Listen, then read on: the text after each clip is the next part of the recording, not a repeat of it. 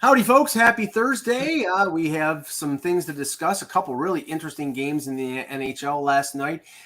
A Hollywood star who might be interested in purchasing at least a part of the Ottawa Senators to keep them in the nation's capital.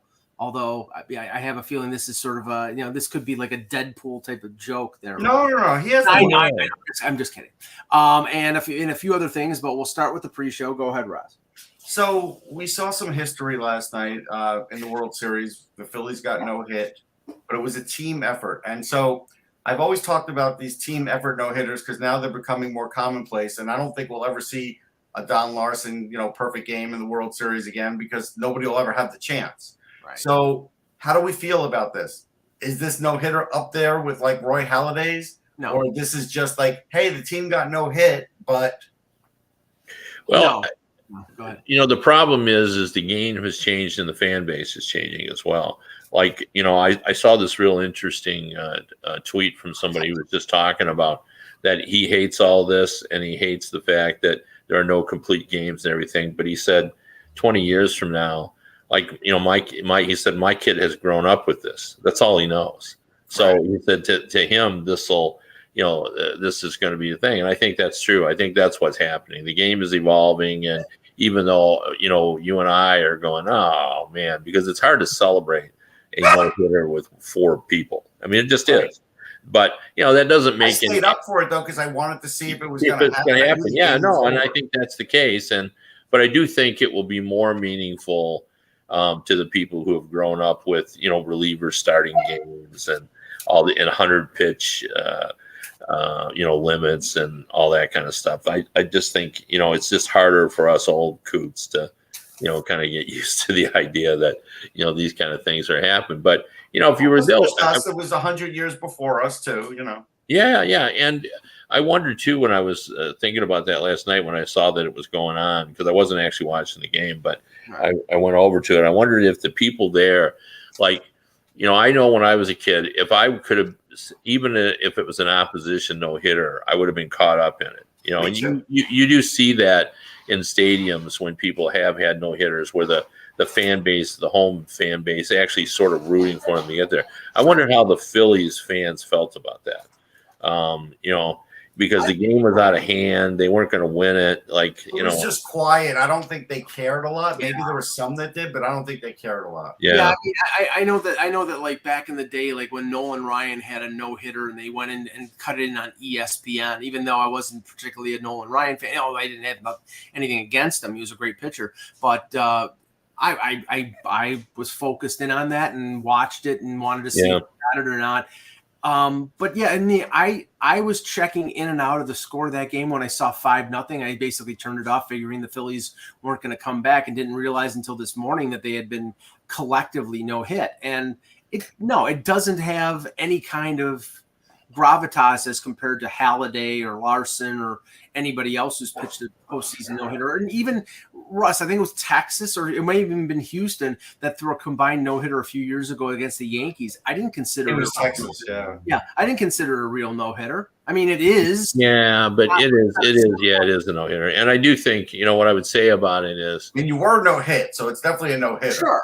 30 years from now, or maybe longer, the descendants of the four pitchers that were involved in that, those kids are going to say, oh yeah, my grandfather was involved in a good game. They're going to say, no, my grandfather was part of a no-hitter. So as time goes on and we move away from the one pitcher, 9-inning no-hitters, I think it will become even, more meaningful just for the fact that it happened in the World Series. I mean, Don Larson's game has lived on in infamy. No, but how do you feel like, okay, so let's say you went climbing Mount Everest with a friend, and your friend gets up to Everest first, and at the end he gives you that last little gets on Everest, and you say, yeah, I climbed Mount Everest, and, but I did it first. You had a little help.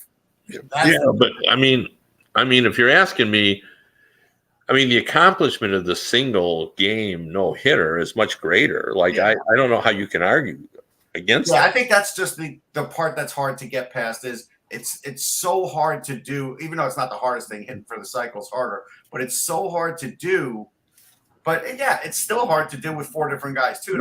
Yeah. No, I mean, it to me, like, it's not the same as one guy doing it. And, I would prefer, if I'm going to witness that, it would be one person going all the way. But, I'm not going to disrespect the occurrence, because I know over time, and for a group that, doesn't know, what it was like when pitchers used to, go into the 7th and 8th and 9th inning all the time. The 10th inning, right? There was a 10-inning no-hitter. Yeah. Oh, and then Harvey Haddix, right? Yeah, there was dual no-hitters. Dual no-hitters, that's right. Right. Yeah. A couple things. One baseball, one basketball. Rob Manfred came out a couple days ago and revealed that the ghost runner is permanent. Rob Manfred should be fired. This is an abomination. I understand why teams during a regular season would want to have games shortened, but there were games that were 13 or 14 innings, Russ, even with the ghost runner. So what the hell difference does it make? Just because on average it's killing them. I mean, it does make a significant difference. Now, that doesn't mean I like it, but so I think you're devaluing the worth of when a person goes to a game and it gets to the ghost runner. I don't think they're happy about it either. Either way, you were going to get a win or a loss, so it's not like what the NHL did. So it's hard to find a positive. But like Dan B says, Bill James and analytics has killed baseball. Listen, nothing will kill baseball. It still makes billions of dollars. Well, it's just not the number one game anymore. And that's what this is about. You just hit the nail on the head. It's about the billions of dollars. They're right now, the television community is reveling in this because, it's hard to schedule when you don't know how long games are going to go. And statistically, we all know that if you use the ghost runner, it's more likely to end quicker than if you don't. I mean, that's the certainty. So, but there are changes that they're making that I'm in favor of, like the pitch clock. Right.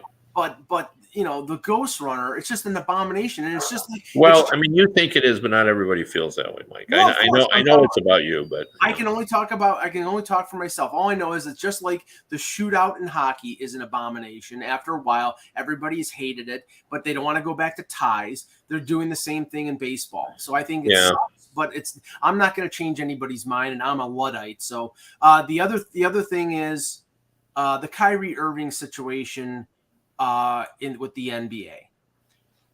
Coming out and making obvious anti-Semitic statements and the league not calling him on it. Now, finally, after 3 or 4 days of people being outwardly pissed off, Adam Silver finally says there's going to be a meeting with Kyrie Irving. I just love how this league that is so, attuned to everything, Black Lives Matter and every other cause. No, don't go there, Mike. I mean, it's just really.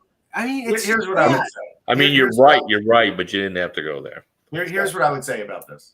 I did tweet to Adam Silver the moment it happened and said, you need to do something about this now. And he didn't. And as a Jewish guy, you'd think he would actually do it quicker simply because he had probably dealt with it during his lifetime like I have in mine. The fact that it took a while is bad. The fact that Kyrie Irving is blaming it on the actual source material and not himself and his millions that he's putting it out there for, that's the biggest problem here. So they could have a nice meeting. I don't know if Kyrie is going to get it, though. Yeah. All I'm decrying, Kev, is the double standard. Is that if you're going to have a certain line, a certain consistency, then have it in all situations. Don't pick and choose. Yeah, I don't think that was the case here, but I think they made a huge mistake by not reacting. I mean, I heard what Charles Barkley had to say, and I certainly agreed with his take on all. Like, what are you thinking? Right. By not coming down hard on it, and that was my first reaction to that. I was surprised because I remember the fan base, Kev. This is Brooklyn. Probably 30 or 40% of their fan base is Jewish. Yeah. Well, but even beyond that, I was just surprised because they are usually on the right side of those issues. So I was really surprised on that, but it's a terrible mistake. How could you not come after him and come after him hard? Like, I just don't understand that. It just didn't make any sense to me. But I didn't see it as any deep seated issue within the NBA. I usually, as I said, they do get those kind of things right, but they certainly didn't get this right. Like, you're right on, Mike. Yeah. All right, let's start the show. Hello, Hockey World. Today is Thursday, November 3rd, 2022. I'm Russ Cohen from Sportsology. Kevin Allen. And I'm Michael Agello, and this is the Hockey Buzzcast here on HockeyBuzz.com.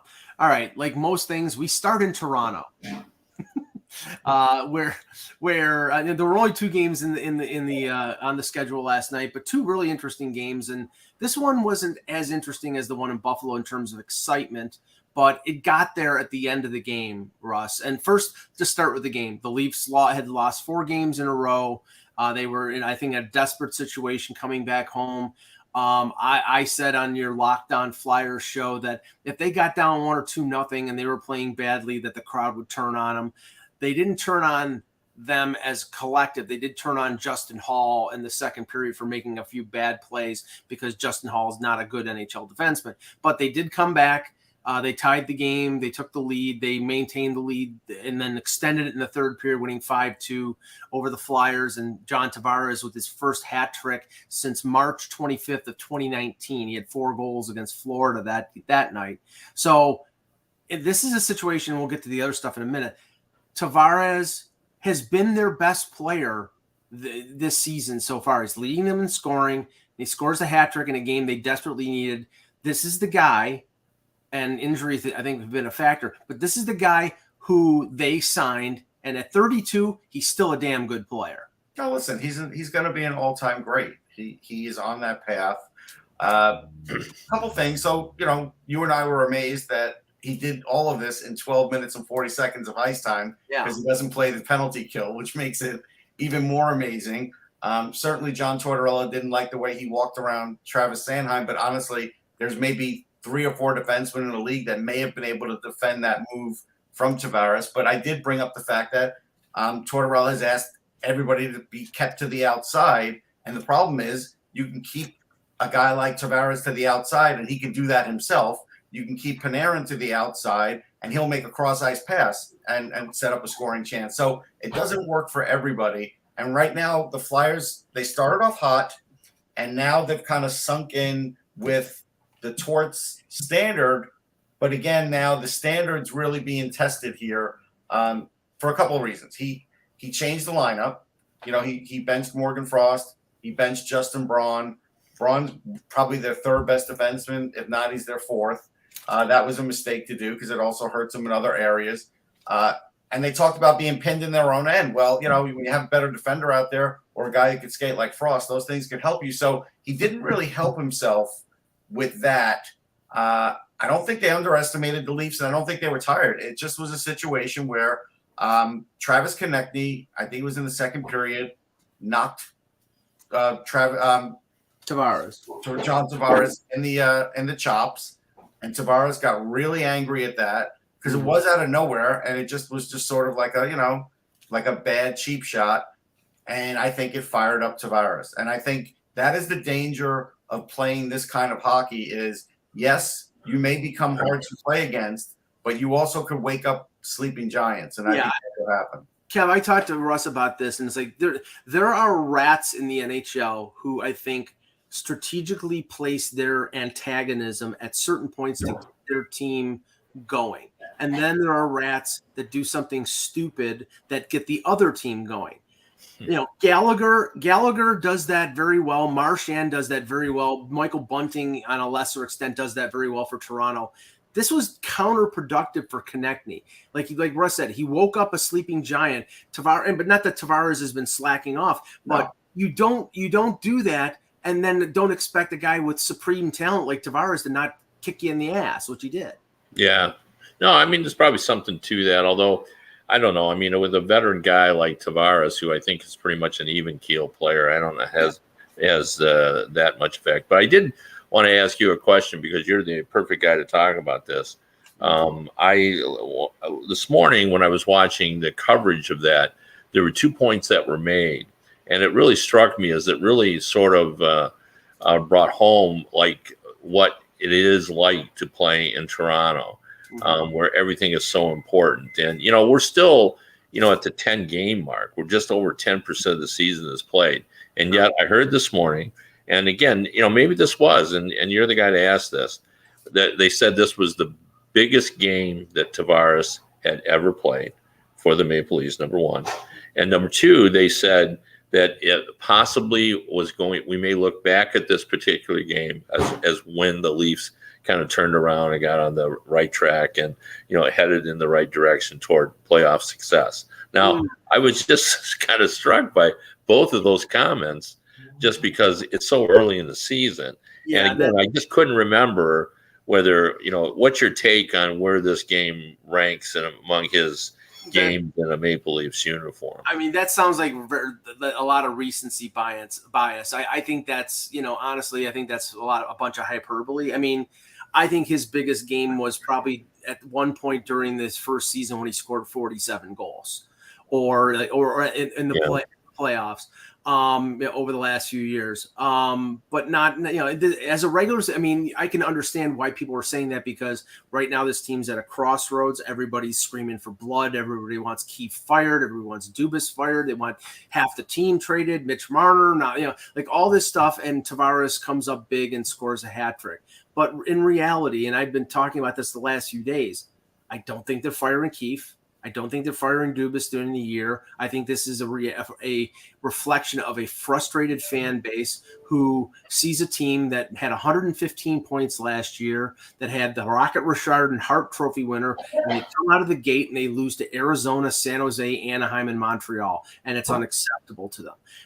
They've got key injuries. They're not playing. Now, they played, arguably, except for maybe the game against Winnipeg, they played their best game of the year. And ironically, that game they scored 4 goals. Last night they scored 5 goals. Every other game this year they've scored 3 or less. So their problems have not been goaltending. They got Russ watched the game. Samsonov made 2 massively big. He was really good. Yeah, especially the one early in the third period when Philadelphia had a power play, and I think it was Provorov broke in and he sprawled out to make a save. So they're getting good goaltending, even from Eric Shalgren.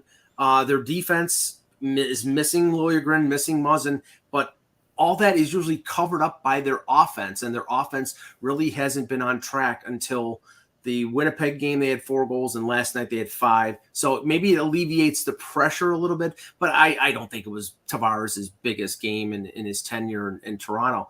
But what's funny? I do think it could be a turning point game, but I think it could be a turning point game for the Flyers, because I knew this was going to be a bad road trip for them, because they're going from the Rangers to the Leafs back to back. Sandstrom doesn't have an NHL win. He played well, but not well enough, and they didn't really play any better for the backup. Like, they didn't really do anything that could have really helped them beat the Leafs and help out the backup goalie. I thought they hung him out to dry at points. Yeah, they did. And I looked, and that's basically what's happened in most of the starts. I looked at it and I said, I wouldn't have screamed if they had played Carter Hart back to back, simply because it's not a great matchup for Sandstrom, and they wait for him to go to Ottawa. But now that you've gone to Ottawa and you've gotten a point, but you still have lost your last 2 games, they're going to go play against Claude Giroux, which is going to matter. And if Claude Giroux has a revenge game on them and they all of a sudden lose 3 in a row, John Tortorella is going to be tested as far as, hey, he brought down expectations right at the beginning, but then the team got some wins. And, fans sort of noticed, and they were like, okay, I like the way you're playing. But now to get his team to play, and we're not saying winning hockey, but better hockey all year, he may find out that it's a bigger challenge than even he thought. Well, let's talk about this, because this was the thing that everybody was talking about after the game. Late in the third period, Leafs are up 5-2, basically playing out the last minutes of regulation, and Austin Matthews comes in on a sort of like a half break. It was coming in off the wing, and he does the in between the legs shot on Sandstrom and just misses. Moments later, Konechny slashes Matthews. Matthews slashes back. Konechny tries to engage him into a fight. And then Mark Giordano. Well, Matthews pushed him too. Matthews pushed him. There was pushing back and forth, but he was not going to drop the gloves. There's no way he was going to drop the gloves. And Giordano, seeing that Konechny was trying to draw him into something, basically did a just jumped and leveled him. And then later on, Konechny after that, after Giordano got into a fight with Kevin Hayes, Michael Bunting had to do the same thing to save Matthews. Now, okay, Matthews doesn't need to be saved because he's a big, strong kid. He's 6'4". But the reason he doesn't fight is because he's had wrist issues, and the last thing you want is your best player. Wayne Gretzky didn't drop the gloves, and I think he fought twice in his entire career. One was against Neil Broughton, and the other one was against Bill McClellan of the Leafs. That's why he had guys like Semenko and other players fighting his battles for him. Austin Matthews is not going to. If Austin Matthews drops the glove with Konechny and breaks his wrist or hurts his wrist, they're toast. So I understand completely why he wouldn't drop the gloves. Mike Rupp of the NHL Network comes out and says, Matthew, this is a bad sign for the Leafs that Austin Matthews doesn't have the compunction to fight his own battles when he's a big, strong kid and whatever. I mean, Russ, it sounded like commentary from 1985. It didn't sound like and there's two things here. So Mike Rupp is now, what we would term as an older retired player, and the game has changed a little. And so I think you're right. It's a little antiquated. The fact that John Tortorella clearly got annoyed with Matthews at that move and was, now do his players sense that and they're sort of like defending John's honor because they're not playing the right way? Probably. If this were last year, I don't think Konechny would have done that to Matthews. But because you got the guy behind the bench that you have behind the bench now, Kev, it seems like guys now will do this to defend the honor of correct hockey and playing it the right way. Yeah. I mean, there's probably something to that, Russ, because I think there's a perception of what Tortorella wants because, he doesn't really speak about fighting all that much. But, I think there's always perception that Tortorella appreciates you when you, kind of protect. The funny thing about all that is it really wasn't true either that everybody had to fight their own battles, even in the bad old days. Like Bobby Clark didn't have to fight anybody, and he started all kinds of stuff. But as soon as he would get something started, all the boys would come in and take care of, Bobby Clark. And there were a number of players in the NHL that were like that. If you were a top player, they didn't want you fighting. So I think it's even a misconception that in the old days, everybody fought their own battles. And that's simply not true. Yeah. But anyway, regardless of that, I don't even think I think it goes without saying that most people, Mike Ruff notwithstanding, seem to understand that you don't want Austin Matthews fighting. Like, there are some fans that, may think that he should fight. But for the most part, I think that just everyone kind of accepts the idea that star players got to stay on the ice. I mean, we hear it all the time from coaches. I can't afford to have that guy in the penalty box or that guy injured. And so I don't know. I don't even know what that's all about. I think it's not a accurate assessment of the situation that Mike Rupp. Well, I mean, okay. The reason that the Flyers got pissed off was that he was doing a hot dog move with a 3-goal lead late in the third period, and I know Jeff Merrick was talking about it comparative to what Zegras did against Arizona and how Arizona responded to him. So and Schwartz didn't like it. He said it on air. Yeah, right. But he did say that. But that's the game now. Like right. You may not like it, but that's the way we're going. No, but the idea is don't do it against him. That's what I think happened. Right, you're showing me up by doing this. Yeah. And the only criticism I'll have of Matthews, and I had it a few years ago, in Game 1 of the best of 7 against Montreal when the series they ended up losing in 7 games, he gets ragdolled by Ben Sherratt, and Matthews is sort of like smiling like this is a joke and letting Sherratt do that. Now, Matthews did the whole smiling thing yesterday. Well, it was like he was amused that Konechny was trying to do this. That pisses off the opposition.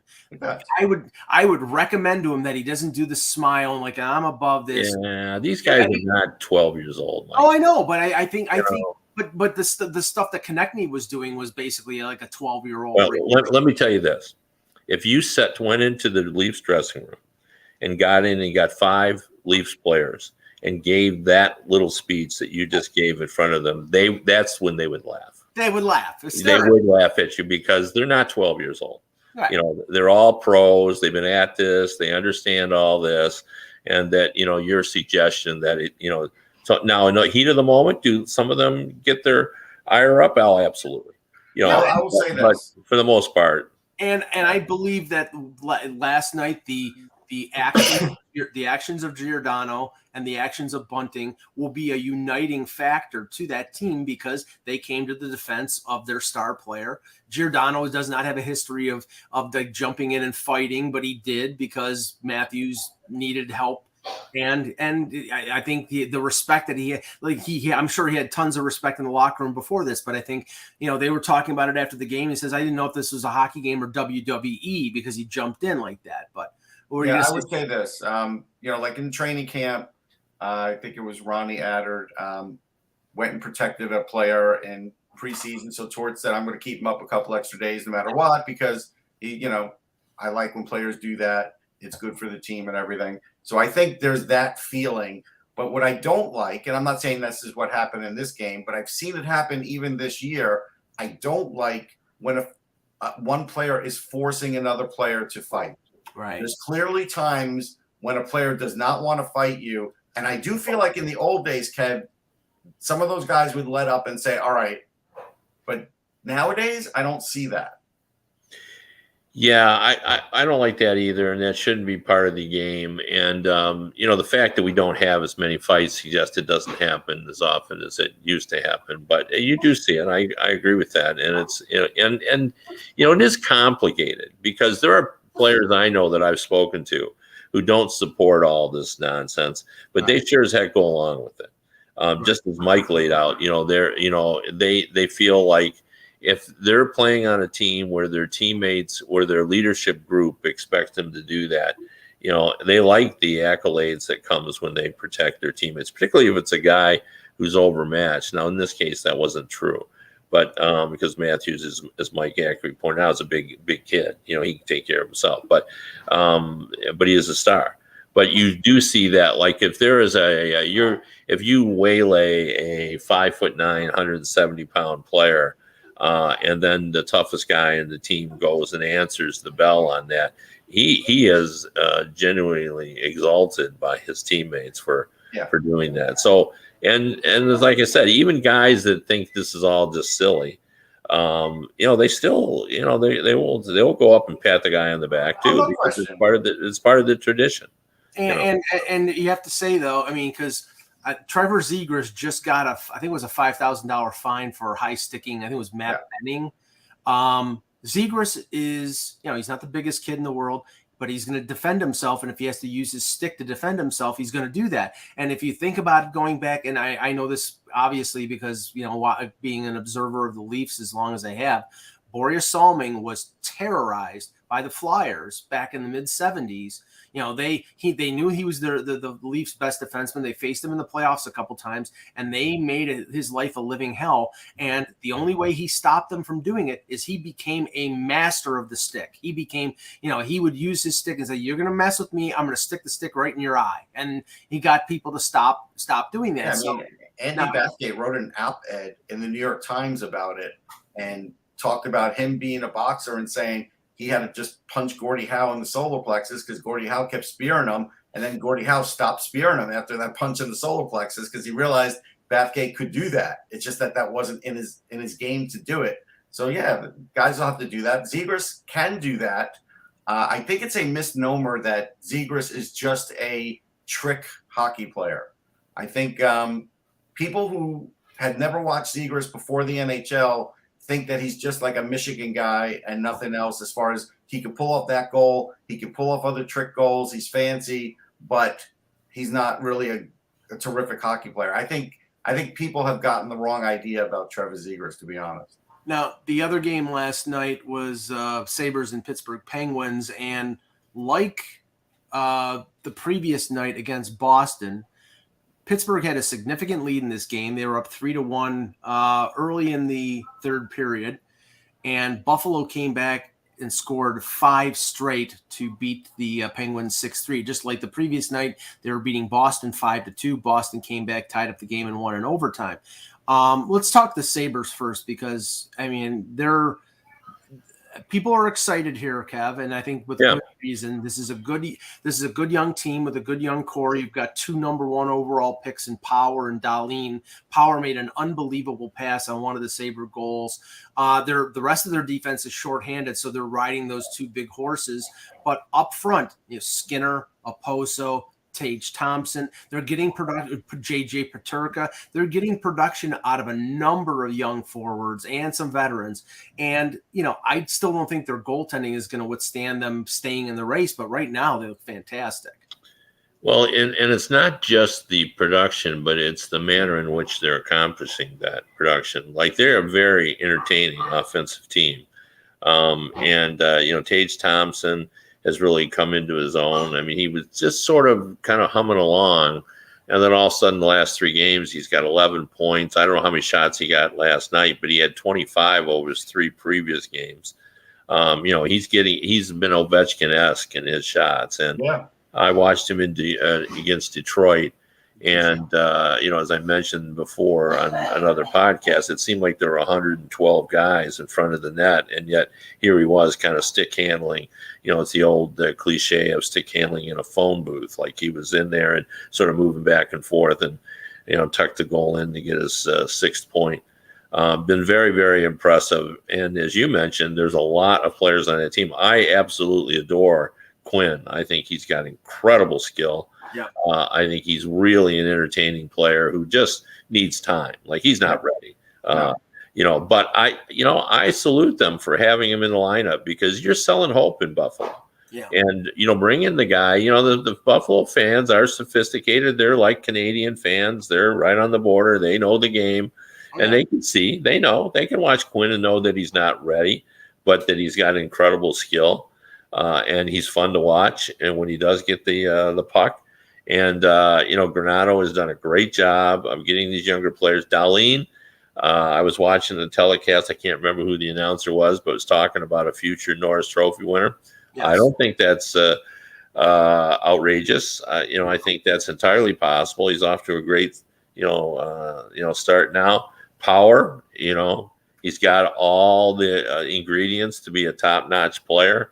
And when Samuelson comes back, we've talked for a while. I think we've all relatively been sort of bullish on the young players with Buffalo, and now we're starting to see them, and they're really performing. And and Mike's probably right. Their goaltending probably isn't good enough, but let's see what they're going to do in goal. I mean, you can do something, just some things to make it better. Well, Russ, the one thing that's unusual, if you look at the lineup that they put out there last night against Pittsburgh, half of their forwards are young guys who are sort of on the cusp of what they're, I'm looking at Krebs, Quinn, Cousins, Middlestat, Peterka, and maybe even Asplund.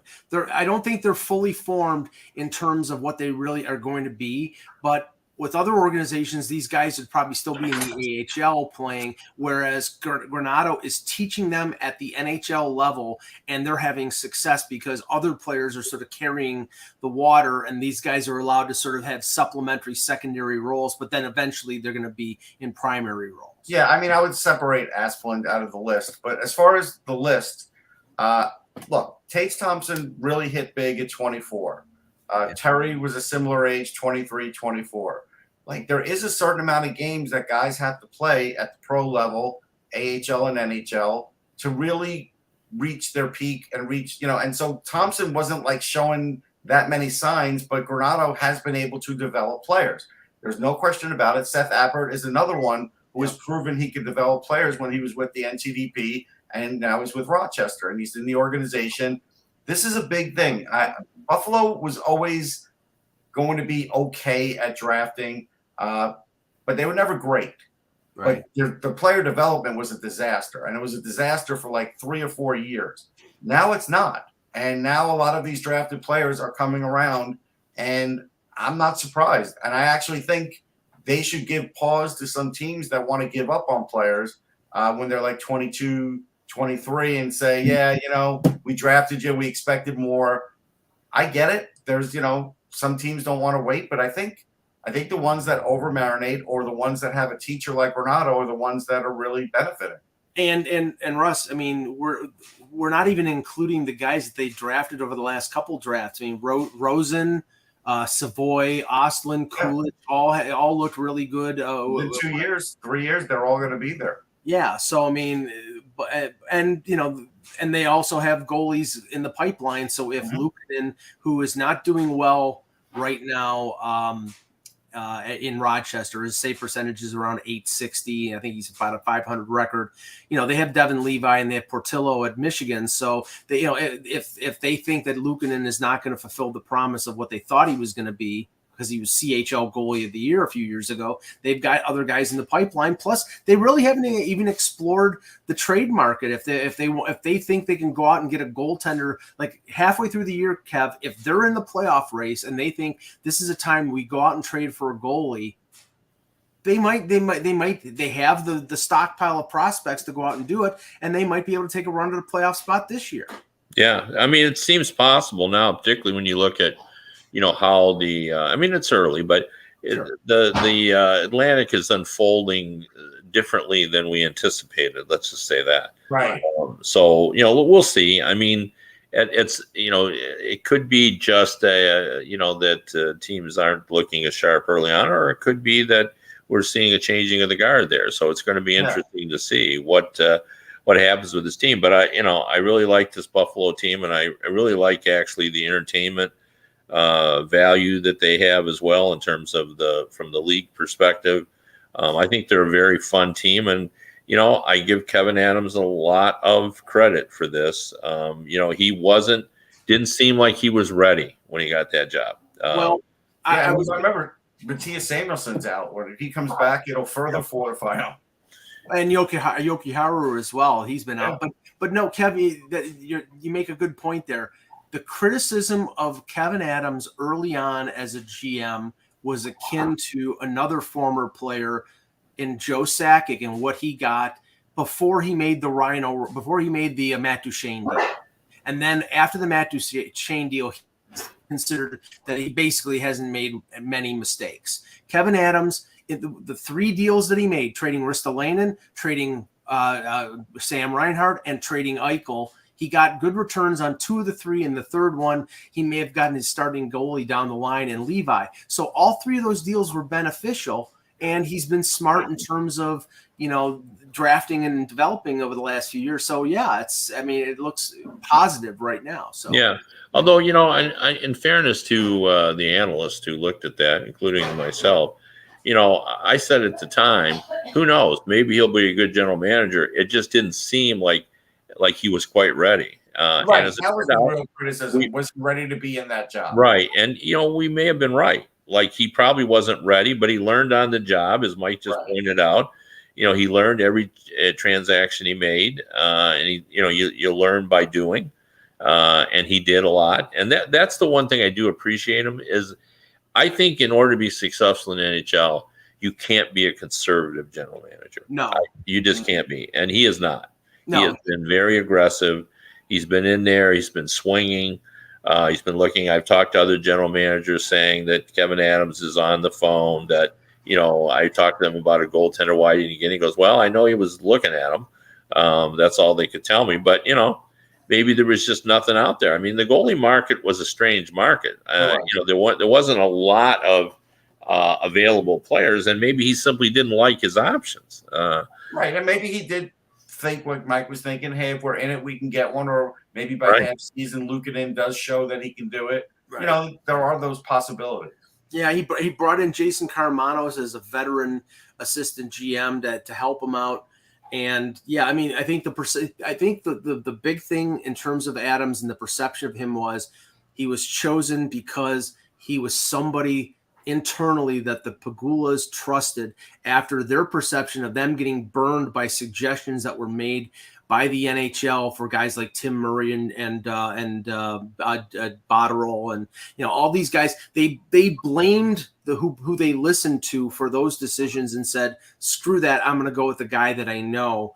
And early on, I think that was a criticism of Adams and of the organization, but it's turned out over the last, I'd say 15, 16 months to have been a wise decision. Listen, the Bills were a joke too. They're no longer a joke. So I think the Pagulas have no, but I don't bring that up with glee as a Jet fan. I bring that up by just saying that it is possible to turn the corner, and I think we're seeing the Sabres turn the corner too. Even a broken clock is right twice a day. Yeah, so now they found a coach and a GM, and hopefully we'll see a Super Bowl sometime in my lifetime, Ross.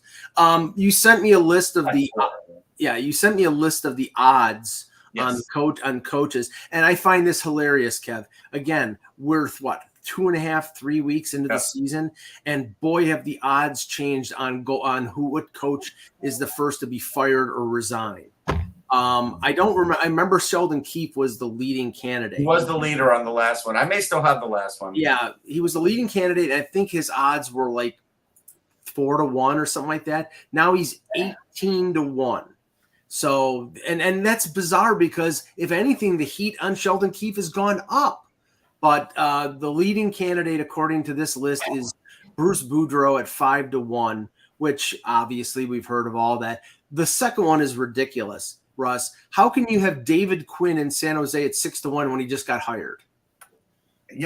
Again, excuse me. This is from Bet Online. I don't know who they consult with. They don't consult. It's based on how people are betting.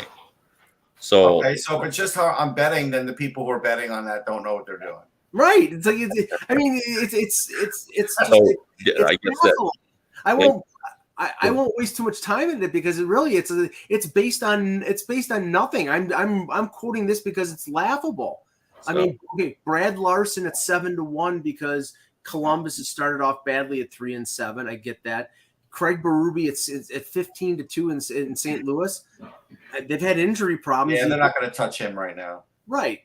Now, okay, here you go. If I'm betting money here, mine's on Dallas Eakins at 8-1 because Anaheim has played terribly. He's in the last year of his contract.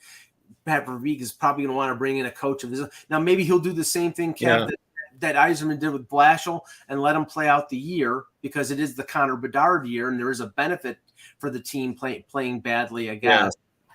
It's kind of odd that DJ Smith. The team's popularity plays a role in this as well. Like, the reason Keefe was there is there's always a lot of betting on anything Maple Leafs. Right. Because Maple Leafs. And that makes sense. So, I mean, that's what it is. And most people sort of who bet understand all that and, factor all that in. But, I don't put much stock into, because people bet on teams for different reasons. Yeah, so. The only thing I'm surprised at with Ottawa sitting in last place with, some expectations this year that DJ Smith is only 12-1. That surprises me. Yeah, he was 20-1 on that list, and I said that's the money I'm betting on because if they fell flat in their face, he's in trouble. They're again, I don't think Ottawa is a big time team, so I wouldn't see that a lot of Ottawa fans are betting. So that's probably what it is. Yeah. Now, speaking of the Senators, what that piece from Sportico came out regarding the valuations of the different NHL teams. As part of the article, it was revealed that the daughters of Eugene Melnyk have employed a company to facilitate a sale of the franchise. Now, it sounds as if the way it was couched in one report I saw, most of the investors are from the Ottawa area, and almost all are interested in keeping the Senators in Ottawa. Now, the one that piqued my curiosity, Russ, was Ryan Reynolds, who went on Twitter when somebody tweeted to him about Ottawa and just had sort of like a type of face. He's not only is he making mega bucks in Hollywood, but he's got other ventures outside of films where I think he owns Mint Mobile and he owns a what is it? He's the majority owner of the Wrexham Football Club too, and they're making money. So he's making money way outside of Hollywood, right. And there's no question he loves hockey. He's talked about it. Mm-hmm. I think it's a natural fit. Like, I think also if you wanted to draw fans there, just look how he and McElhaney have drawn fans to Wrexham a team that was like floundering for a decade. And, that star power got people to, believe again, show back up. They spent money. Yeah, that's right. He also had a gin company that he made a lot. So I forgot about that. Right. About that. So you think about those things and it's like, yeah, you know what? That could really completely revitalize everything in Ottawa. They probably get an arena deal, an offer within a few months of him doing that. It can make a big difference. Kev, can you imagine Ryan Reynolds doing PSAs for the NHL? My goodness. Oh yeah, no, this could be a very good thing. I would love to see that. I watched the documentary style series on Wrexham, and it's clear that he's really level-headed. Like if you watch that show, there's two of them that own the team, and both of them are passionate. But Ryan Reynolds comes across as the guy who is a little more patient than his partner in crime. McElhaney's more like the Mike. Yeah, he's pushing the envelope a little bit, and both of them are frustrated because it takes forever apparently in English soccer to get things accomplished. But the one thing I would say is that you could pretty much count on him trying to find a partner, even though he has a lot of money by our standards. It takes an incredible amount of money to get a team. So I would see him trying to get someone else on that. And the other thing I would say is, and just the way that Mike sort of brought that up, because fans have always seemed to have this wrong.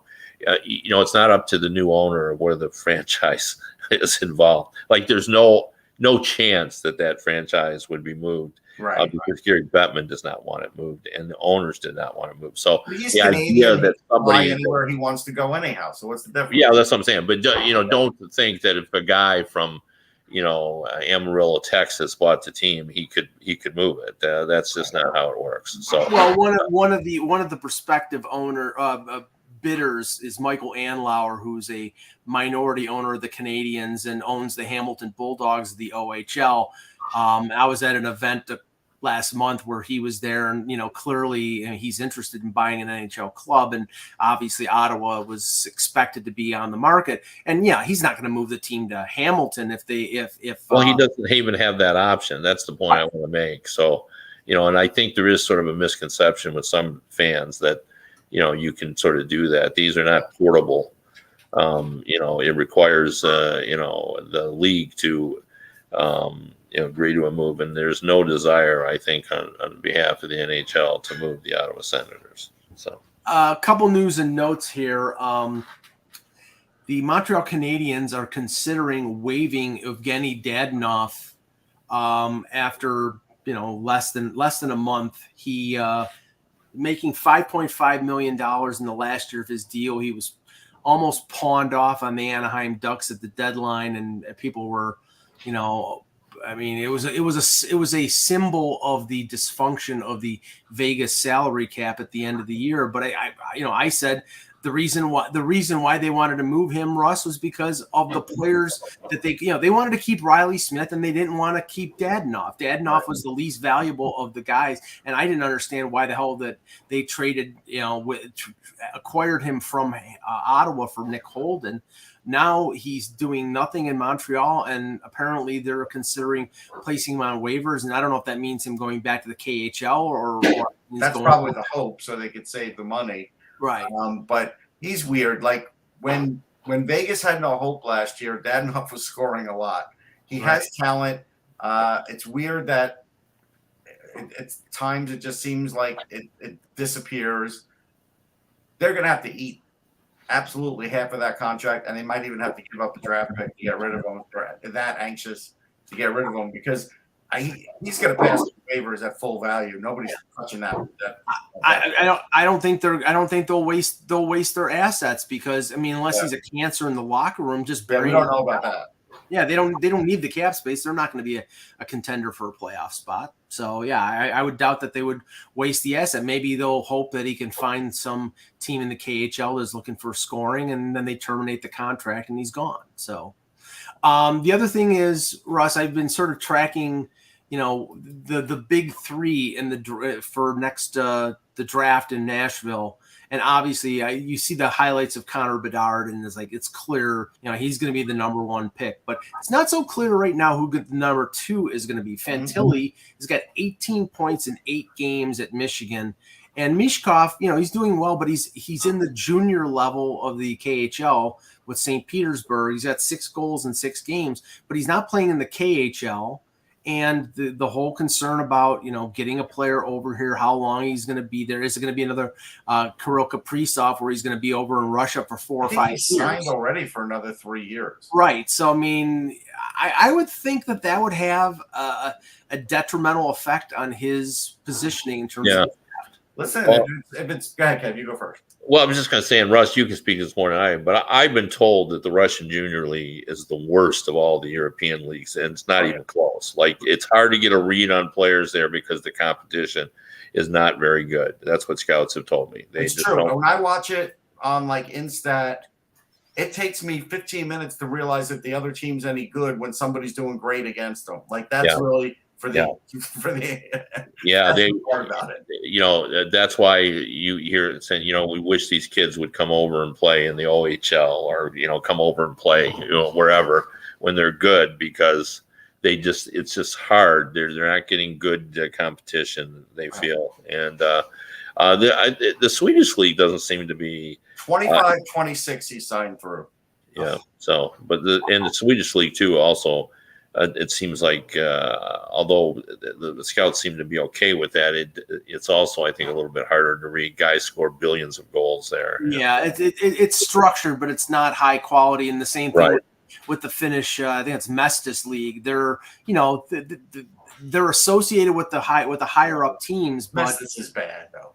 Right, exactly. It's like it would be better off to bring the prospects to North America, play in the CHL. Or at this point, if you're a team that is really looking long term, maybe you go Michkov second, but I can't see more than 1 or 2 teams that would actually step up to the podium and take him second right now when you could have Fantilli in 2 years. He's going to go back for another year. I'm pretty sure of that. He wants to get his degree. I've spoken to him, and I think his brother lives there. I think he'd want to go another year. But his original plan was he wasn't going to play in the NHL at 18 anyhow, and he figured I'm not doing that. Let me take the path I'm on. So the path he's on will be a similar path that Luke Hughes has been on, and he's going to do the same thing. And so you figure you get him in 2 years. That's really less than 2 years because the second, at the end of that Michigan run that in next year you sign him up. So again, you're going to be waiting a few more years for Michkov, and then then when he comes over, if he comes over right away, or is he going to sign another 1-year deal? There's always going to be that question, and we don't know what the world's going to be like then either. So I can't imagine too many teams are going to want to take the risk, even though Michkov is a heck of a player. But the thing about Fantilli is he checks off so many boxes as far as he's being a center. He's smart. He's big. He's fast. There's so many things, and he could be a dominant player too. Michkov is just like a world-class out of being talent, kind of like Kaprizov was, but he's a little smaller than Kaprizov, and I don't think he's quite as feisty as Kaprizov, but I think he'll be successful at the NHL level. But again, that's going to be down the road, and he probably is going to need a little bit of seasoning too.